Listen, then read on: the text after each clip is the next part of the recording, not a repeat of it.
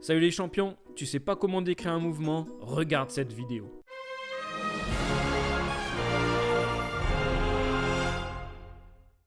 Alors on commence avec un problème, c'est ce qui se passe quand on prend le train. Quand on prend le train, qu'est-ce qu'on voit?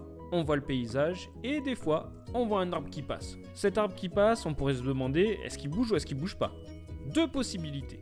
Soit c'est le train qui avance et l'arbre qui bouge pas, soit c'est l'arbre qui bouge alors que le train est immobile.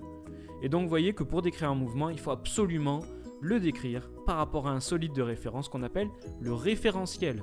Ici, par rapport au train, l'arbre est en mouvement, mais par rapport au sol sur lequel il est, l'arbre est immobile. Pour décrire un mouvement, il va nous falloir deux choses. On prend une petite bille bleue et on regarde ce qui se passe. Elle bouge, elle a un mouvement qui est un petit peu bizarre, et on peut suivre en fait le chemin qu'elle parcourt. Et ce chemin, c'est ce qu'on appelle la trajectoire. C'est l'ensemble des positions successives que va avoir occupé cette bille. Et selon la trajectoire, le mouvement, eh bien, on va lui donner un nom différent.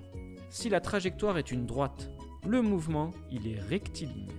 Si la trajectoire est un arc de cercle ou un cercle, le mouvement est circulaire. Et si la trajectoire est une courbe quelconque, le mouvement, il est curviligne. Alors ça, c'est la première chose. La deuxième chose qu'il nous faut, c'est l'évolution de la vitesse.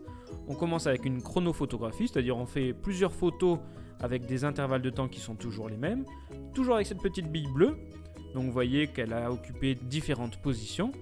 On regarde la distance entre les deux premières positions et on va la comparer avec les deux positions d'après. Et si vous regardez, eh bien elle a parcouru une distance un petit peu plus grande. Et puis c'est pareil encore pour la position d'après. Et encore une fois, on a la distance qui a encore augmenté. Ça veut dire quoi? Ça veut dire que la vitesse a augmenté et donc le mouvement est accéléré. A l'inverse, si la vitesse diminue, le mouvement est décéléré ou ralenti. Et si la vitesse est constante, le mouvement est uniforme. Pour conclure, pour pouvoir décrire un mouvement, je dois premièrement donner le référentiel par rapport auquel je vais décrire le mouvement. Ensuite, je regarde la trajectoire. Ici, si la trajectoire est un arc de cercle, le mouvement il est circulaire. Je regarde ensuite la vitesse. Si la vitesse diminue, le mouvement il est ralenti. Ça veut dire quoi? Ça veut dire que mon mouvement il est donc circulaire, ralenti.